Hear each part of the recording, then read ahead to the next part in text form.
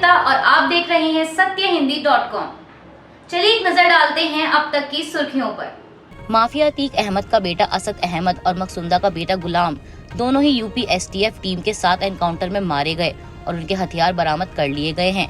प्रयागराज में हुए उमेशपाल हत्याकांड के बाद दोनों ही वांटेड थे और दोनों के सिर पर 5-5 लाख रुपए का इनाम था। असद और गुलाम झांसी में डीएसपी नवेंदु और डीएसपी विमल के नेतृत्व में यूपी एसटीएफ टीम के साथ मुठभेड़ में मारे गए। बता दें, उमेशपाल हत्याकांड के बाद से ही असद की दिल्ली में छुपने की खबरें आ रही थीं और बाद में उसने दिल्ली से भी अपना ठिकाना बदल लिया था। वहीं दूसरी तरफ अतीक अहमद और अशरफ को उमेशपाल हत्याकांड मामले में आज कोर्ट में पेश किया जा रहा है। 10 लाख कर्मियों के लिए भर्ती अभियान रोजगार मेले के तहत आज प्रधानमंत्री मोदी ने लगभग 71,000 लोगों को नियुक्ति पत्र सौंपते हुए कहा कि आप सभी युवाओं को और आपके परिजनों को बहुत बहुत बधाई। विकसित भारत के संकल्प से सिद्धि के लिए हमारी सरकार युवाओं की प्रतिभा और ऊर्जा को सही अवसर देने के लिए प्रतिबद्ध है। आज का नया भारत जिस नई नीति और रणनीति पर चल रहा है, उसने देश में नई संभावनाओं और अवसरों के द्वार खोल दिए हैं। वीडियो कॉन्फ्रेंसिंग के जरिए पीएम मोदी ने युवाओं को संबोधित करते हुए कहा कि आज भारत दुनिया की सबसे तेज रफ्तार से आगे बढ़ने वाली अर्थव्यवस्था है। पूरी दुनिया कोविड के बाद मंदी से जूझ रही है। ज्यादातर देशों की अर्थव्यवस्था लगातार गिरती जा रही है। बावजूद इसके दुनिया भारत को एक ब्राइट स्पॉट मानती है। एक रिपोर्ट के अनुसार स्टार्टअप ने 40 लाख से ज्यादा प्रत्यक्ष और अप्रत्यक्ष जॉब क्रिएट की हैं और इसी प्रकार से ड्रोन सेक्टर भी हैं। कर्नाटक में विधानसभा चुनाव की तारीखों का ऐलान हो गया है। इस बीच राज्य के वरिष्ठ कांग्रेस नेता डीके शिवकुमार ने दावा किया है कि उनके पास कई बीजेपी नेताओं के फोन आ रहे हैं जो कांग्रेस ज्वाइन करना चाहते हैं। उन्होंने कहा इसका मतलब यह है कि वह चुनाव जीत रहे हैं और आने वाले दिनों में कांग्रेस राज्य में सरकार बनाने जा रही है। एक टीवी इंटरव्यू में शिवकुमार ने कहा कि कर्नाटक विधानसभा चुनाव के जब रिजल्ट आएंगे तो कांग्रेस 141 विधानसभा सीटें जीत चुकी होगी। हम राज्य में सरकार बनाएंगे। उन्होंने आगे कहा कि राज्य को डबल इंजन सरकार की नहीं बल्कि न्यू इंजन सरकार की जरूरत है। कर्नाटक विधानसभा चुनाव 2023 के लिए बीजेपी ने अपने उम्मीदवारों की दूसरी लिस्ट भी जारी कर दी है। बता दें, इसमें 23 उम्मीदवारों के नाम हैं। वहीं खास बात ये है कि हाल ही में भाजपा में शामिल हुए कांग्रेसी नेता नागराज छब्बी का नाम भी इसमें शामिल है, जो कि कल घाटकी से चुनाव लड़ेंगे। इसके अलावा कोलार गोल्ड फील्ड से भाजपा के उम्मीदवार के रूप में एससी उम्मीदवार अश्विनी संपंगी मैदान में हैं। आपको बता दें कि बीजेपी ने इससे पहले मंगलवार को ही अपने उम्मीदवारों की पहली लिस्ट जारी की थी और भाजपा उम्मीदवारों की पहली लिस्ट में 189 लोगों को जगह दी गई थी। अपनी पहली लिस्ट में बीजेपी ने 52 नए लोगों को मौका दिया था। साथ ही बता दें कि नामांकन दाखिल करने की प्रक्रिया आज 13 अप्रैल से शुरू होगी और नामांकन पत्र दाखिल करने की अंतिम तिथि 20 अप्रैल है। पश्चिम बंगाल सरकार को बड़ी राहत देते हुए सुप्रीम कोर्ट ने आज गृह मंत्री के काफिले पर हमले की सीबीआई जांच को रद्द कर दिया है और मामले को फिर से सुनवाई के लिए कोलकाता हाईकोर्ट भेजा है।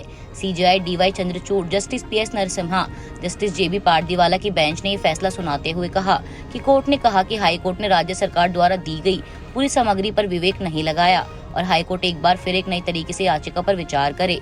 पश्चिम बंगाल की तरफ से कोर्ट में पेश हुए अभिषेक मनु सिंघवी ने कहा कि हाईकोर्ट ने उन्हें जांच का मौका नहीं दिया और घटना के 2 दिन के अंदर ही याचिका दायर की गई और 1 महीने में फैसला भी आ गया।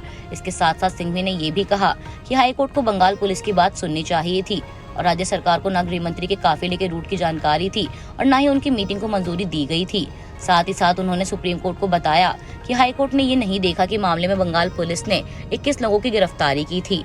वहीं शुभेंदु अधिकारी की तरफ से कहा गया है कि पुलिस ने सही तरीके से कार्रवाई नहीं की। यहां तक कि मंत्री की सुरक्षा वाली सीआईएसएफ की शिकायत भी दर्ज नहीं की गई। पुलिस ने रिपोर्ट में बीजेपी कार्यकर्ताओं को ही जिम्मेदार बताया और टीएमसी दफ्तर पर हमले में भी उनका हाथ बताया। विदेशी मुद्रा नियमों के उल्लंघन के आरोप में बीबीसी इंडिया के दफ्तर में आयकर विभाग के सर्वे के अब सूत्रों के मुताबिक बीबीसी इंडिया के एडमिन और एडिटोरियल विभाग के लोगों से ईडी भी पूछताछ कर सकती है। ईडी के मुताबिक फेमा के तहत पहले ही केस दर्ज हो चुका है और इसी के तहत बीबीसी इंडिया में विदेशी फंडिंग की जांच कर रही है। बता दें, इससे पहले आयकर विभाग ने करों में अनियमितताओं, मुनाफे के डायवर्जन और गैर अनुपालन के आरोपों को लेकर बीबीसी इंडिया के दिल्ली और मुंबई कार्यालय में अपनी टीम भेजी थी और जांच के दौरान बीबीसी कर्मचारियों को सवाल जवाब के लिए रात भर दफ्तर में ही रहना पड़ा था। लंबे समय से चल रही अटकलों के बीच जालंधर लोकसभा सीट पर होने वाले उपचुनाव के लिए बीजेपी ने अपने उम्मीदवार का ऐलान कर दिया है। बीजेपी ने सरदार इंदर इकबाल सिंह अटवाल को जालंधर लोकसभा सीट से टिकट दिया है। अटवाल रविवार को ही शिरोमणि अकाली दल को छोड़कर बीजेपी में शामिल हुए थे। उनके बीजेपी में शामिल होने के साथ ही कयास लगाए जा रहे थे कि बीजेपी उन्हें जालंधर लोकसभा सीट पर खड़ा कर सकती है। बता दें कि जालंधर लोकसभा सीट पर 10 मई को उपचुनाव होगा, वहीं 13 मई को परिणाम की घोषणा होगी। आपको बता दें कि सरदार इंदर इकबाल सिंह अटवाल पूर्व लोकसभा उपाध्यक्ष चरणजीत सिंह अटवाल के पुत्र हैं। चरणजीत सिंह 2004 से 2009 तक लोकसभा के उपाध्यक्ष थे। इंदर इकबाल सिंह के पिता चरणजीत सिंह ने भी जालंधर लोकसभा सीट से चुनाव लड़ा था, लेकिन 2019 में हुए इस चुनाव में वो कांग्रेस के चौधरी संतोख सिंह से 19,000 वोटों से चुनाव हार गए थे।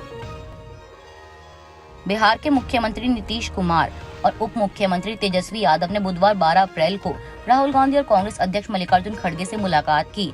वहीं अब इस मुलाकात को लेकर बीजेपी विपक्षी दलों पर हमलावर हो गई है। सत्ताधारी बीजेपी ने विपक्षी गठबंधन की संभावना को खारिज किया है। बीजेपी के अमित मालवीय ने राहुल और नीतीश की फोटो शेयर कर कहा कि और न जाने किस किस के सामने झुकेंगे नीतीश कुमार। वहीं बीजेपी की खुशबू सुंदर ने इसकी तुलना महाभारत के कौरवों से की है। दरअसल बिहार के मुख्यमंत्री नीतीश कुमार दिल्ली दौरे पर हैं। नीतीश कुमार ने कांग्रेस के अध्यक्ष मल्लिकार्जुन खड़गे के घर जाकर उनसे मुलाकात की। इस दौरान कांग्रेस नेता राहुल गांधी और बिहार के डिप्टी सीएम तेजस्वी यादव भी मौजूद रहे। खड़गे ने कहा कि हमें विपक्ष को एकजुट करके लड़ना है। हम सभी विपक्ष को एकजुट करने की दिशा में काम कर रहे हैं।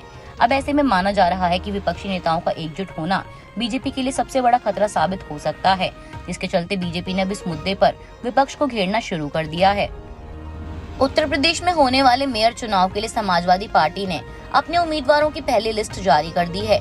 बता दें, पहली लिस्ट में 8 सीटों से उम्मीदवारों के नामों की घोषणा की गई है। गौरतलब है कि पिछले निकाय चुनाव में समाजवादी पार्टी का एक भी मेयर नहीं बन पाया था। पिछले निकाय चुनाव में प्रदेश में 16 नगर निगम में मेयर का चुनाव हुआ था। इसमें बीजेपी ने 14 और बसपा ने 2 सीटें जीती थी।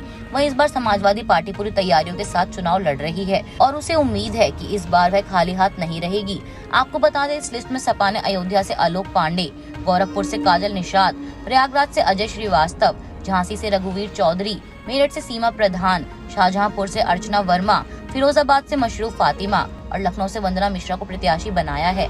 बता दें कि यूपी में निकाय चुनाव 2 चरणों में होंगे और इसके लिए 4 और 11 मई को वोटिंग होगी। इसके नतीजे 13 मई को आएंगे। अभी के लिए बस इतना ही। बाकी की खबरों के लिए बने रहिए सत्यहिंदी.com के साथ।